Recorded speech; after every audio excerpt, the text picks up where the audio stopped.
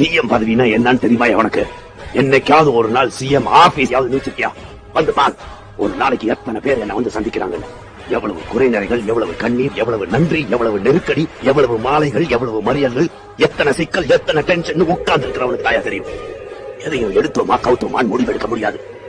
ஒரு கலவரம் நடக்குதுன்னா அதை தொலை நோக்கோட நாளைக்கு யாருக்கும் எந்த பாதிப்பும் வராத மாதிரி தான் முடிவெடுக்க முடியும். தீக்குள்ள விரல விட்டா சுடுன்னு சொல்றேன். உனக்கு புரியல? நீ விட்டு பார், அப்ப தெரியும். ஒரு நாள் நீ சிஎம்மா இருந்து பார், அப்பா புரியும். சீட்ல உட்கார முடியும். இது வாதத்துக்கு வேணா நல்லா இருக்கலாம், ஆனா நடக்கிற காரியமா? நடக்கும். அரசியல் சட்டத்துல அதுக்கு இடம் இருக்கு. சின்னதா ஒரு ஆர்டினன்ஸ் போடலாம். ஒரு நாள் இருந்து பாரியா? நானா? நீங்க ஜோக் பண்றீங்க. நான் சீரியஸா தான் சொல்றேன். ஒரு நாள் நீ என் நாற்காலியில உட்கார்ந்து பார். என் நாற்காலி ஒரு முள் படுக்க, என் பதவி ஒரு முள் கிரீடம்னு உனக்கு புரியும். சிஎம்